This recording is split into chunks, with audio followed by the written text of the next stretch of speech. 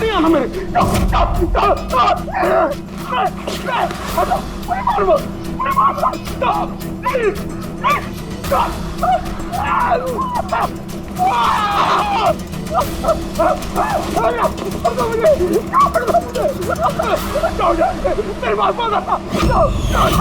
मुझे मत मारो, छोड़ दो प्लीज, मुझे मत छोड़ दो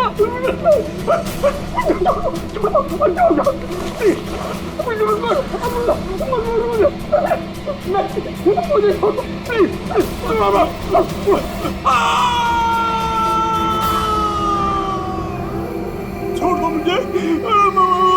मारो मत मुझे।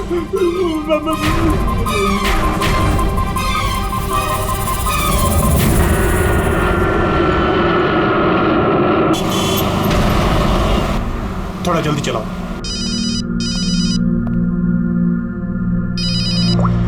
Hello, ACP Pradyuman. सर, एक खून हुआ है। खून हुआ? कौन बोल रहा है? शहर के मशहूर बिजनेसमैन जयंतीलाल जी का खून। जयंतीलाल जी का खून हुआ है? कौन बोल रहा है ये? देखिए सर, मैं कौन बोल रहा हूँ ये इम्पोर्टेंट नहीं है। इम्पोर्टेंट ये है कि सेठ जी का खून हुआ है और उनके घर वाले उनकी बॉडी को अंतिम संस्कार के लिए लेकर जा रहे हैं। देखिए सर, अगर बॉडी जल गई तो खूनी कभी नहीं पकड़ा जाएगा। आप देरी मत कीजिए प्लीज, जल्द से जल्द जाकर बॉडी जलाने से रोकिए। हेलो, आप कहां से बोल रहे हैं? कौन है आप? हेलो। Damn it.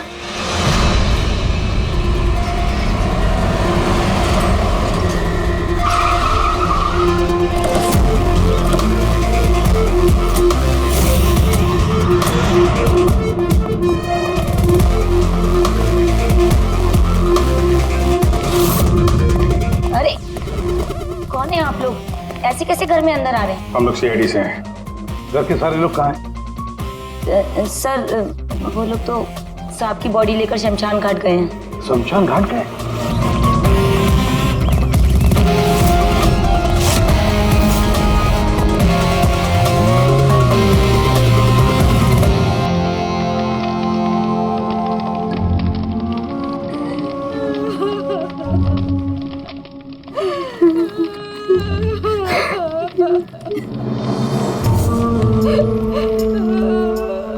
क्या बताऊं मैं, यकीन नहीं हो रहा कि जयंती भाई अब हमारे बीच नहीं है।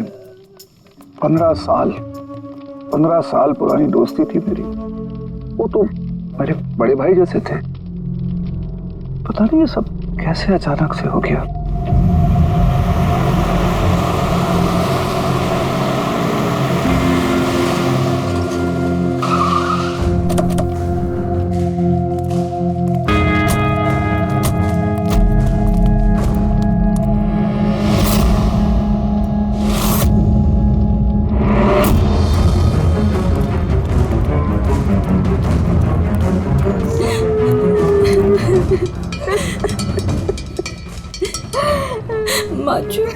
Excuse me.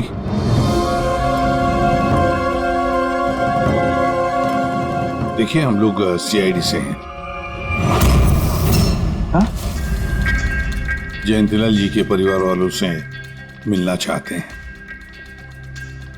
मैं जयंतीलाल जी की पत्नी दीपा जी, हमें पता है ये सही समय नहीं है पूछताछ करने की, मगर क्या करें? वो जयंतीलाल जी की मौत के बारे में हमें कुछ पूछताछ करनी है। पूछिए, क्या पूछना चाहते हैं आप लोग? आप सुशील जयंती, उनका बड़ा बेटा। सुशील जी, हमें खबर मिली है कि आपके पिता की मौत एक नेचुरल डेथ नहीं थी, उनकी हत्या हुई है। क्या? ये कैसे हो सकता है? हम डॉक्टर सूरज, मैं जयंतीलाल का फैमिली डॉक्टर हूँ। मैंने ही कल रात उनको चेक करके उन्हें डेथ सर्टिफिकेट दिया था। He died a natural death। ये सही कह रहे हैं। जयंती भाई की मौत सभी घर वालों के सामने ही तो हुई थी, और इतने सालों से मेरा इस परिवार से रिश्ता है, वो लोग झूठ क्यों बोलेंगे? तो आप लोगों ने इतनी जल्दी में बॉडी क्यों जला दी? तो क्या ये भी गुनाह है? इतने महीनों से पिताजी बीमार थे, कितने इलाज किए, कितनी कोशिशें की, नहीं बचे वो। देखिए, हमें इंफॉर्मेशन मिली है कि जयंतीलाल जी की हत्या हुई है। क्या? हमने आपके पड़ोसियों से भी पूछा, उन लोगों ने भी कल रात जयंतीलाल जी के चिल्लाने की आवाज सुनी थी। देखिए, पड़ोसियों ने जो कहा वो सही है, लेकिन उनको या आप लोगों को सही बात नहीं पता है। और वो सही बात क्या है? पिछले 3 महीने से डैडी की दिमागी हालत भी ठीक नहीं थी। वो ना सिर्फ लोगों को और बातों को भूलने लगे थे, बल्कि उनको हेल्यूसिनेशन यानी भ्रम हो गया था। गलत सही, सच झूठ का फर्क उनको समझ में नहीं आ रहा था। दौरे पड़ने लगे थे उनको लगने लगा था जैसे उनको कोई मारने वाला है। कल रात भी उनको ऐसा ही दौरा पड़ा था।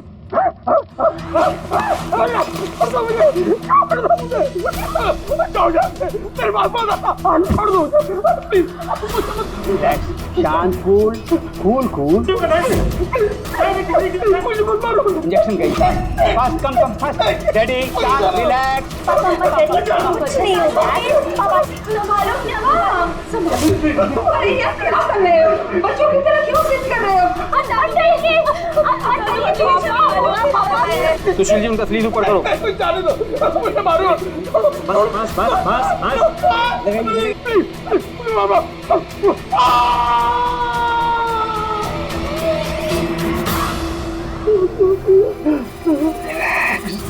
और इस बार अटैक इतना बड़ा था कि मुझे उन्हें बेहोशी का इंजेक्शन देना पड़ा और 2 घंटे बाद उनकी मौत हो गई। मैं आपको सारी डिटेल्स दे सकता हूँ, उनकी मेडिकल रिपोर्ट्स, मेडिकल हिस्ट्री, दवाइयाँ, सब कुछ दे सकता हूँ मैं आपको। हो गई तसल्ली आपको? अब हम अपना काम कर लें। इतनी जल्दी भी क्या है हेमंत? जरा सच तो सामने आ जाए।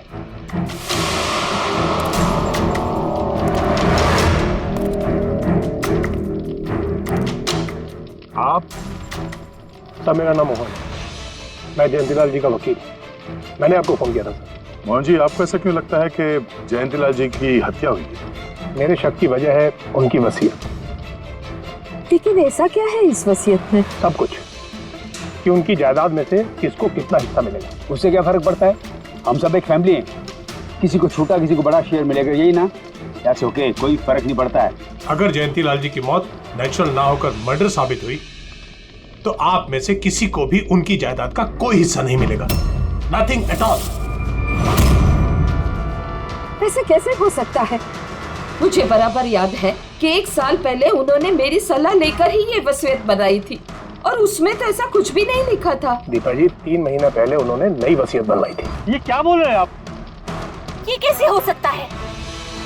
ये सब कुछ बकवास है। अरे पिताजी आपको कब मिले? आप तो 3 महीने से हमारे घर पे आए नहीं और पिताजी भी 3 महीने से घर के बाहर निकले ही नहीं। तो फिर? हेमंत, वो खुद मेरे ऑफिस में आए थे 3 महीना पहले। पिताजी, 3 महीना पहले उन्होंने नई वसीयत बनवाई थी। ये क्या बोल रहे हैं आप? ये कैसे हो सकता है? ये सब कुछ बकवास है। अरे पिताजी आपको कब मिले? आप तो 3 महीने से हमारे घर पे आए नहीं और पिताजी भी 3 महीने से घर के बाहर निकले ही नहीं। तो फिर? हेमंत, वो खुद मेरे ऑफिस में आए थे 3 महीना पहले। मैं अब जिंदा नहीं रहूंगा। आप क्या कह रहे हैं सर? कोई मेरी जान लेना चाहता है, मुझे मार डालेगा। सर, कैसी बात कर रहे हैं आप? कौन है जो आपको मारना चाहता है? कोई अपना, मेरे परिवार के सदस्यों में कोई है। मुझे पूरा यकीन है कि मैं अब चंद दिनों का मेहमान हूं। सर, कौन है वो? कहा ना, कोई अपना। क्या सोच रहे हो? पुलिस के पास जाऊं? यही कहना चाहते हो?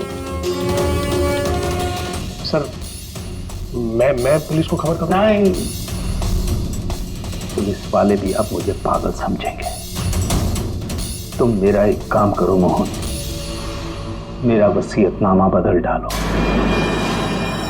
अगर मेरी मौत हो जाती है और मौत के बाद ये साबित होता है कि उसका कारण मेरा परिवार है, तो मेरा बिजनेस, मेरा पैसा, मेरा कुछ भी परिवार के किसी भी सदस्य के नाम नहीं होगा। सर अगर परिवार के सदस्य को नहीं मिलेगा तो किसको मिलेगा?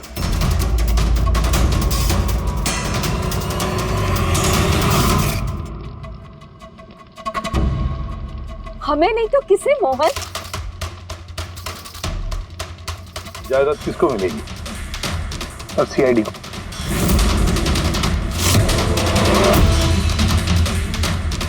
क्या बकवास कर रहे हैं आप?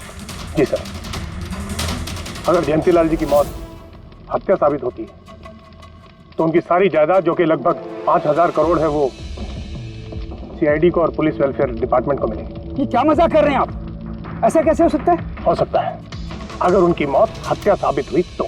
लेकिन उनकी तो हत्या हुई नहीं, हम वहीं तो थे। जो कुछ भी हुआ हमारे सामने हुआ है। उनकी हत्या हुई है या नहीं वो हम पता लगा लेंगे। अरे आप कैसे पता लगाएंगे? बॉडी तो है ही नहीं। बॉडी जल चुकी तो क्या हुआ, राख तो है। जब तक ये केस सुलझती नहीं तब तक जयंतीलाल जी की राख हमारी कस्टडी में रहेगी। अरे लेकिन सॉरी मैम।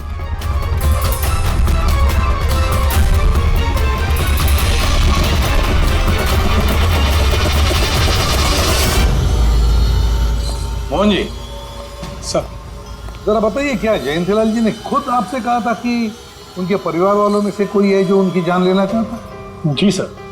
क्यों? सर वजह तो पता नहीं, लेकिन उनको लगता था कि उनके घर वाले पैसों के लिए उनकी जान लेना चाहते हैं सर। बेटों से वो खुश भी नहीं थे।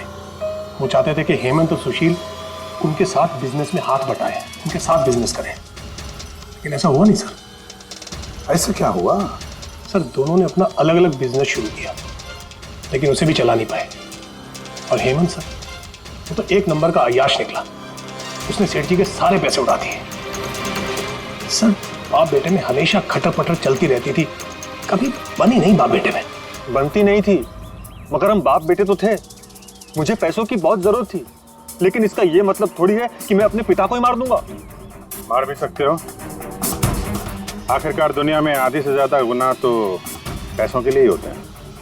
फिर तो सुशील भैया की वजह मुझसे बड़ी थी। उनका पिछला बिजनेस उन्होंने घाटे में बंद किया और अभी जो है वो नुकसान में चल रहा है।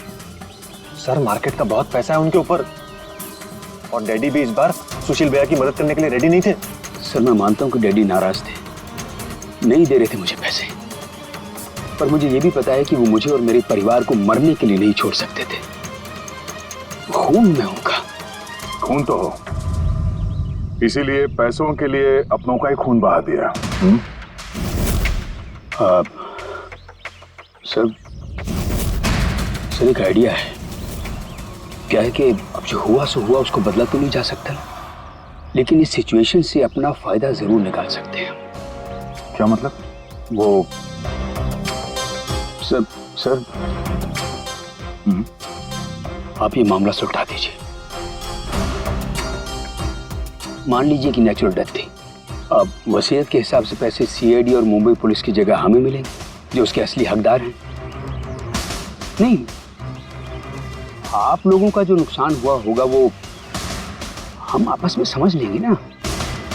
सुशील जी, हर आदमी एक जैसा नहीं होता, और दोबारा ऐसे बात करने की गलती नहीं करना, समझे? तुम अपनी दादाजी से बहुत करीब थी ना? दादाजी मुझे बहुत प्यार करते थे। हम दोनों बेस्ट फ्रेंड्स के जैसे थे, एक दूसरे से सारी बातें शेयर करते थे। कभी दादाजी ने तुमसे ये कहा था कि उनकी जान को खतरा है, कोई उन्हें मारना चाहता है, ऐसे कभी कुछ कहा था उन्होंने? उन्हें हर किसी से डर लगता था। दादाजी सिर्फ मेरे पे विश्वास करते थे, बाकी उन्हें सबसे डर लगता था। तो उन्हें लगता था कि कोई उन्हें मार देगा। चलो दादू, अब हम खाना खाएंगे। क्या ये? चलो चलो चलो चलो दादू। मुझे वो सब लोग इसमें जहर मिला के मुझे मारना चाहते हैं। कौन मारना चाहता है दादू आपको? वो सब लोग मिले हुए हैं, सब मेरे खिलाफ साजिश कर रहे हैं। तुम मत खा, अरे फेंक दे, वरना तुम भी मर जाएगी। दादू आप मेरा विश्वास करो, ये खाना मैंने अपने हाथों से बनाया, इसमें कुछ नहीं है, इसमें जहर भी नहीं, कुछ नहीं है दादू। आप मेरा विश्वास करो। देखो देखो देखो, मेरे हाथों में खा रही हो ना, देखो देखो, मुझे कुछ हुआ, मैंने अपने हाथों से बनाया। चलो दादू, चलो चलो चलो, खाओ खाओ खाओ खाओ। गुड दादू, गुड दादू। चलो एक और बाइट, जल्दी से जल्दी से जल्दी से जल्दी से एक और बाइट खाएंगे। अच्छा है ना दादू? गुड गुड, चलो चलो। कितना प्यार करती है तू, मेरा कितना ख्याल रखती है, बाकी सब लोग मेरी दौलत के पीछे मुझे मार देंगे। दादू आपको कुछ नहीं होगा, आपका बहादुर बच्चा है ना इधर, मैं आपको कुछ नहीं होने दूंगी। देखो अब तुम घर जाओ, जाओ, और देखो किसी भी चीज की जरूरत पड़े तो मुझे फोन करना, ठीक है? जाओ।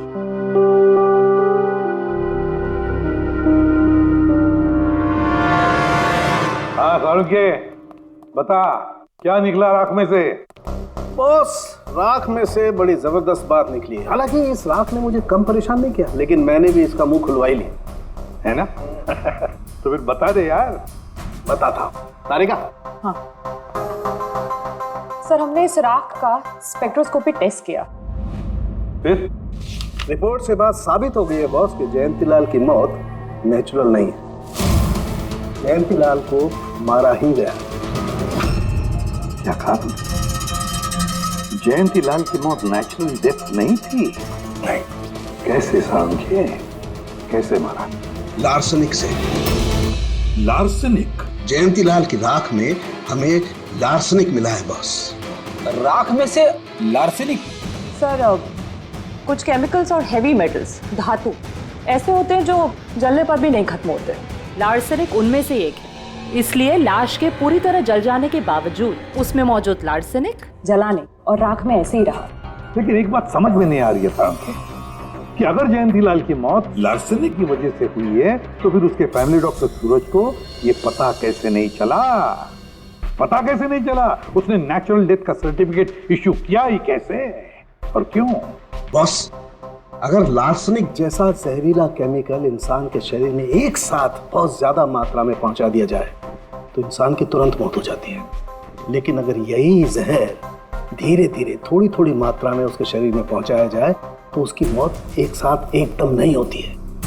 पहले उसकी याददाश्त जाती है, फिर उसे अजीब अजीब से सपने आने लगते हैं, उसे हेलुसिनेशन होने लगता है, भ्रम होने लगता है, फिर पागलपन के दौरे पड़ते हैं। और जयंतीलाल के साथ ये सब कुछ हो रहा था। लार्सनिक? जी हाँ, लार्सनिक।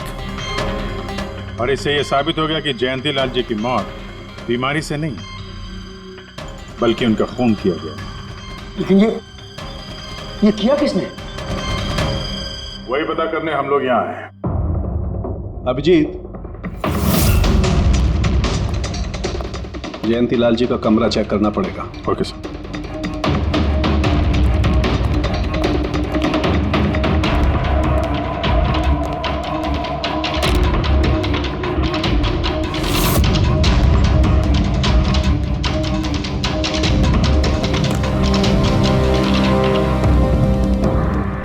हम पे शक कर रहे हैं? आपने ऐसे सोच भी कैसे लिया कि हम लोगों में से कोई ऐसी घिनौनी हरकत कर सकता है? ऐसा कुछ नहीं है माँ, ये सब इनकी चाल है। डैडी की प्रॉपर्टी इन्हें मिल जाए इसके लिए मनगढ़ंत कहानी बना रहे हैं ये लोग। बकवास मत करिए सुशील जी, दोबारा ऐसा बोला ना अंदर डाल दूंगा।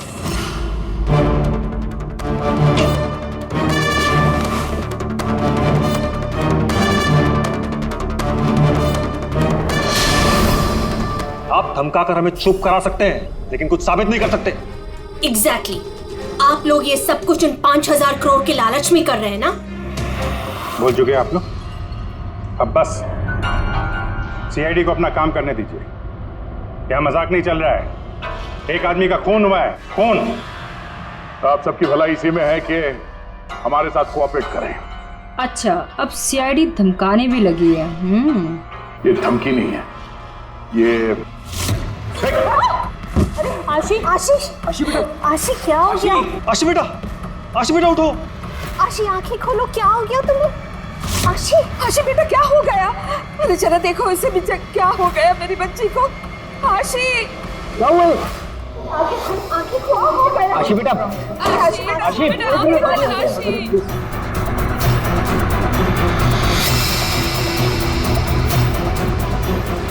क्या हो गया आशी? आशी इसे हॉस्पिटल ले जाना पड़ेगा फौरन। हाँ पंकज, क्या? माय गॉड, ये अच्छा ठीक है। क्या हुआ? ये डॉक्टर सूरज ने आशी के कुछ टेस्ट किए थे, पता चला कि उसके खून में भी लार्सेनिक है। लेकिन सर, लार्सेनिक आशी के खून में पहुंचा कैसे होगा? सर ऐसी कोई कॉमन चीज जो जयंती लाल जी और आशी दोनों के कांटेक्ट में आई हो? खाना। अब आशी ने बताया था ना कि कुछ दिनों से जयंती लाल जी का खाना वो खुद टेस्ट कर रही थी। नहीं बस खाना नहीं, ये कुछ और है। ये सालू के साहब, ये आपको कैसे पता चला? बताता हूं, बस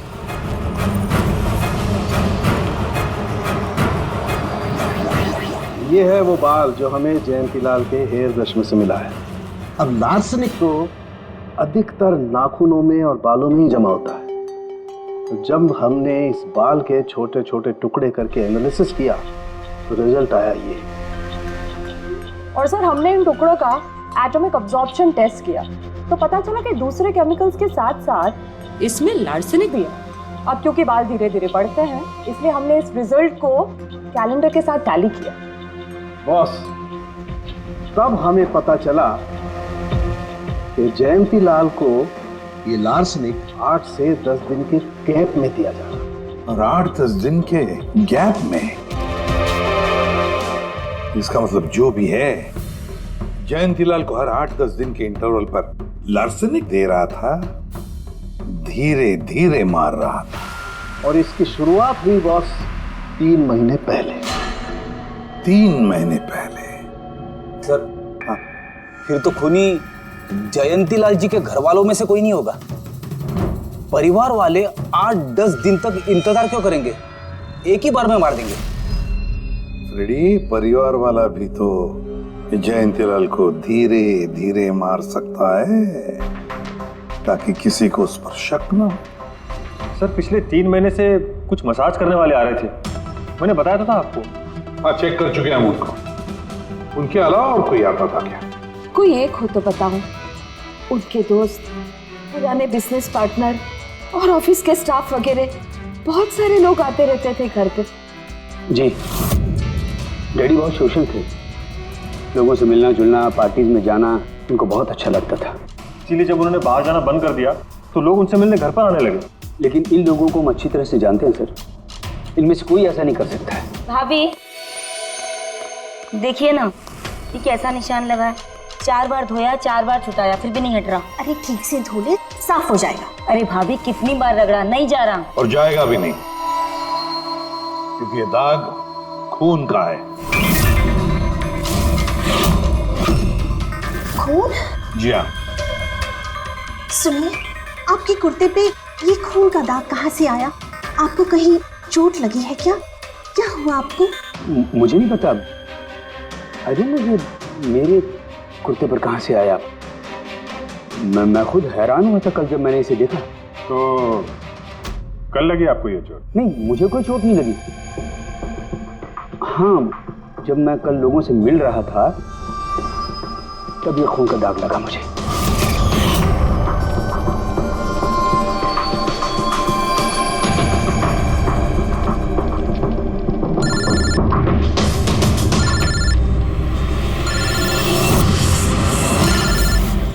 बिना चोट खून के धब्बे, अजीब बात है। वही तो। और कुछ हुआ था कल? कोई खास बात? नहीं सर, और कोई खास बात नहीं। साहब, एक बात अजीब हुई थी। क्या? कल सुबह मुझे गार्डन में कांच के कुछ टूटे हुए टुकड़े मिले थे। कांच के टूटे हुए टुकड़े? तो फिर? साहब उन टुकड़ों में खून लगा हुआ था। क्या? कांच के टुकड़ों में खून लगा हुआ था? जी। कहाँ पर है वो? अब वो तो मैंने कचरे के डिब्बे में डाल दी। इस कुत्ते पे खून, कांच के टुकड़े पे खून। कहाँ देखे थे वो कांच के टुकड़े तुमने? ये देखिए, यहाँ पर मिले थे मुझे कांच के टुकड़े। यहाँ पर? जी।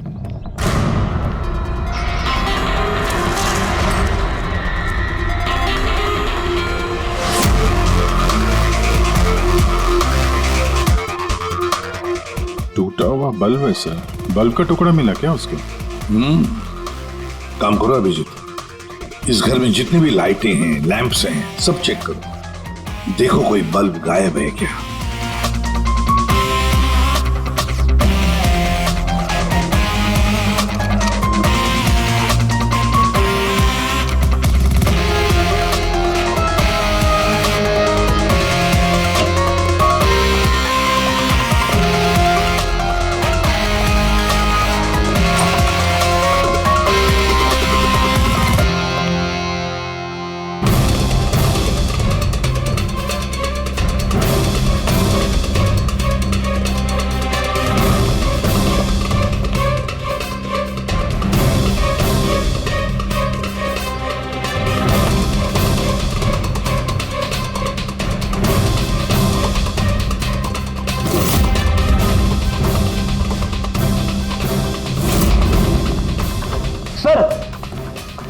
सब जगह देख लिया, कांच का टूटा हुआ सामान कहीं पे भी नहीं है। सर कुछ नहीं मिला।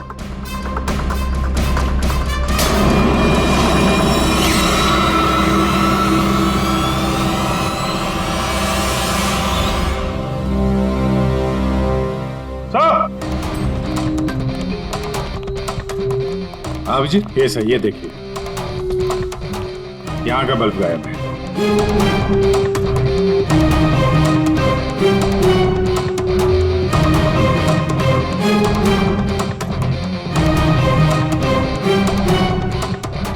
बड़ी अजीब बात है, ये लैंप तो बिल्कुल ठीक था। मैं और दादू इस लैंप के नीचे काम भी किया करते थे। और जिस तरह दादू की मौत हुई तब भी ये लैंप ठीक था, इसमें बल्ब था और ऑन था।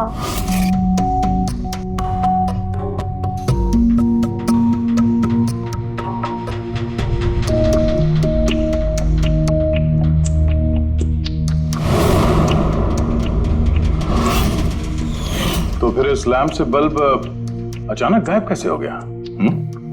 क्या कविता? नहीं साहब, मुझे कुछ नहीं मालूम। ये बल्ब कैसे गायब हुआ, किसने निकाला, मैं कुछ नहीं जानती। लेकिन सर ये बल्ब कोई गायब करेगा क्यों? सर इस बल्ब का और इस लैंप का कुछ ना कुछ तो लेना देना है इस केस में।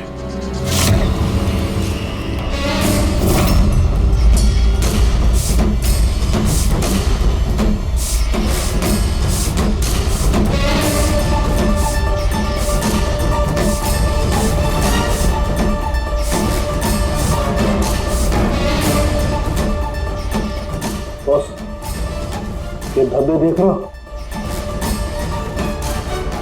ये धब्बे लार्सनिक के हैं।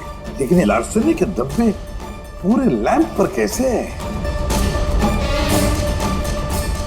बॉस, हुआ ये होगा, खूनी जयंतीलाल जी के घर पे आता होगा हर 8 या 10 दिन में। नमस्ते साहब। साहब ऊपर है अपने कमरे में।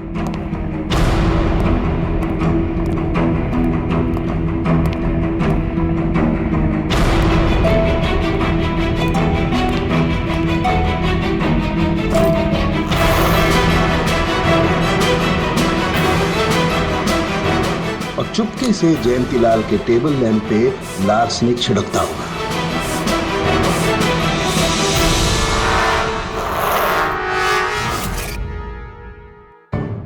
शायद जयंतीलाल जी हमेशा इस टेबल पर बैठ करके काम किया करते थे।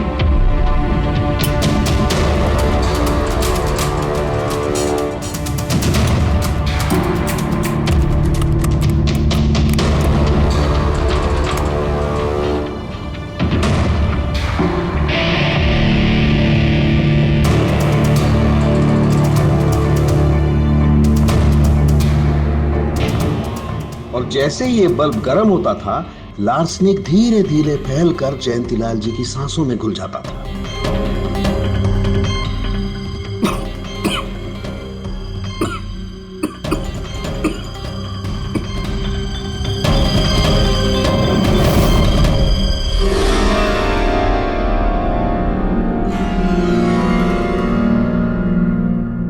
सालों के साथ आशी को लार्सेनिक का इतना असर क्यों नहीं हुआ?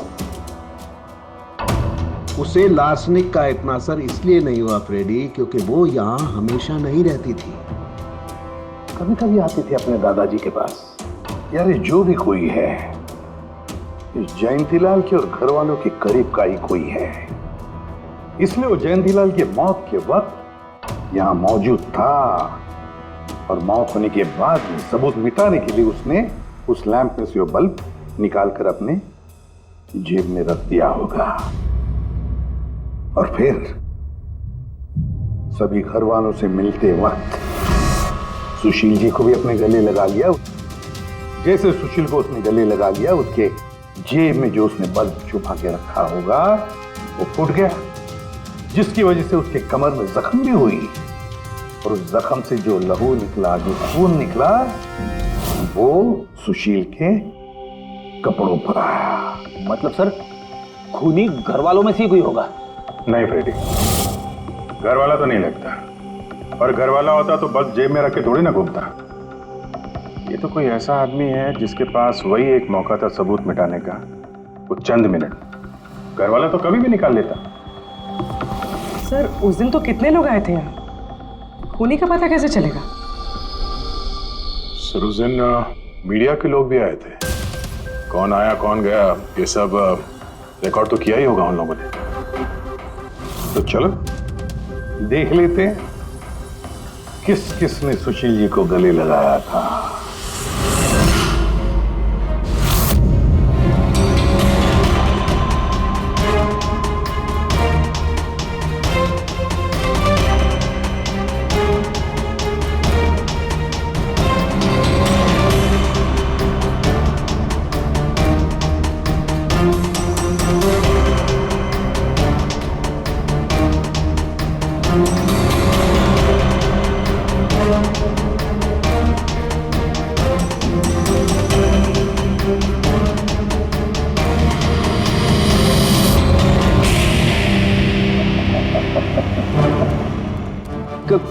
क्या हुआ सर?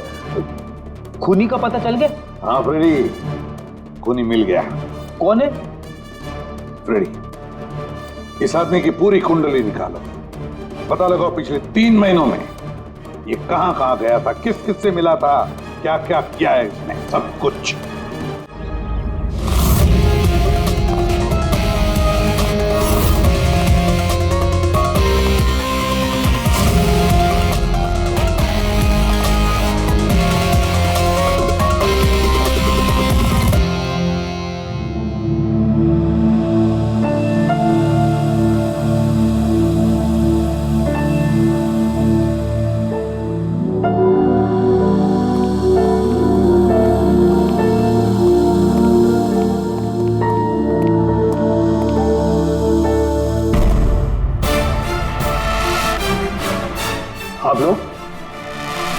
आप लोग फिर यहाँ हैं?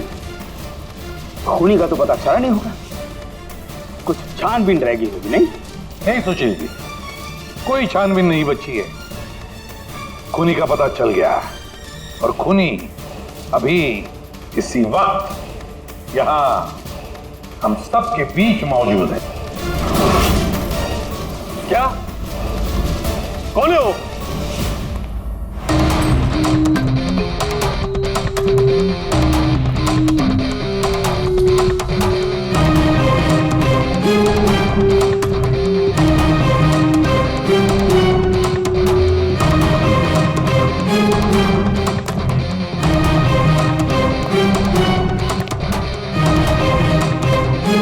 अरविंद जी,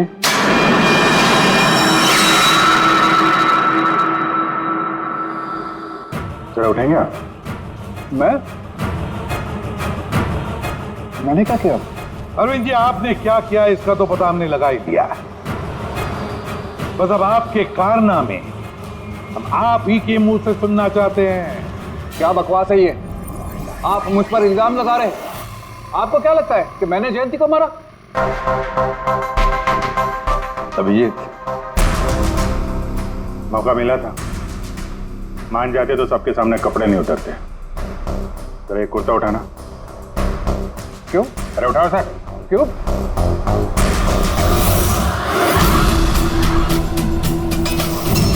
क्या है ये? निशान कैसा है? हाँ? कौन सी भाषा बोल रहे हो तुम? हिंदी में बोलो, हिंदी में। मातृभाषा है हमारी। भूल गए क्या? याद दिलाओ। हाँ? नहीं सर,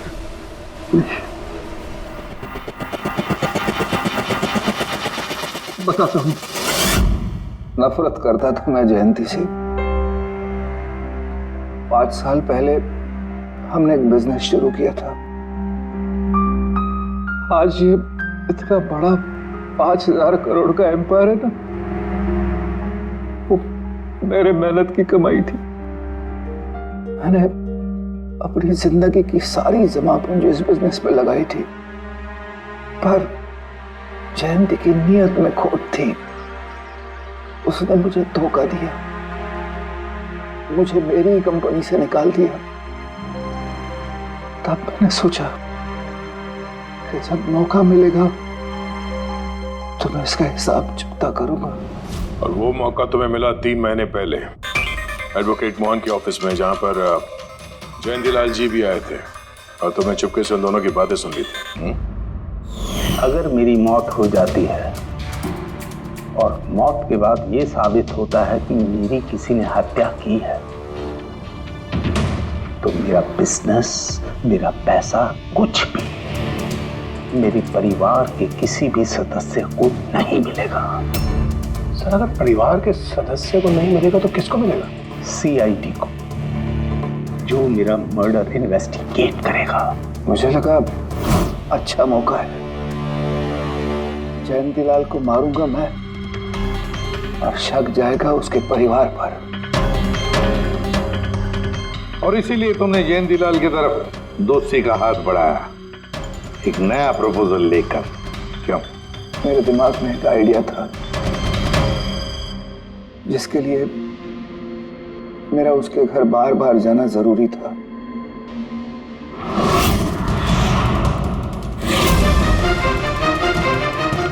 साहब ऊपर है अपने कमरे में।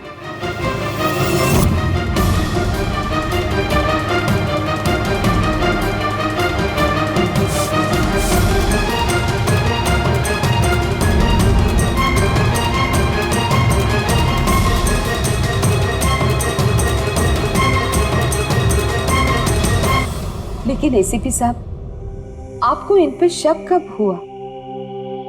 दीपा जी, जयंतीलाल जी की अंत्येष्टि के दिन जो मीडिया कवरेज हुआ था, जो मीडिया वालों ने वीडियो फुटेज लिया था, उसकी मदद से जयंतीलाल जी के अंत्येष्टि के दिन घर के बाहर जो इन्होंने कुर्ता पहना था, शमशान भूमि पर वो कुर्ता बदल दिया गया था, क्योंकि उस पर खून जो लगा हुआ था।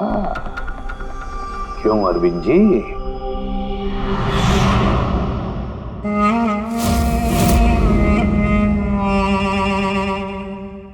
अरविंद जी, बदले की आग में तुमने जयंतीलाल का खून कर दिया। क्या मिला तुम्हें? कैसा सुख मिला? गलत किया तुमने, गलत किया। फ्रेडी,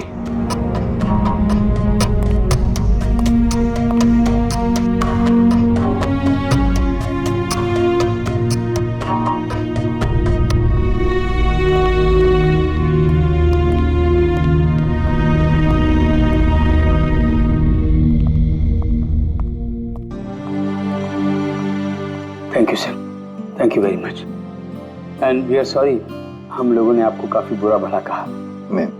दरअसल हमें लगा कि पैसों के चक्कर में आप हम परिवार वालों को इस केस में कल्प्रिट बनाने की कोशिश कर रहे हैं। नहीं, कोई बात नहीं।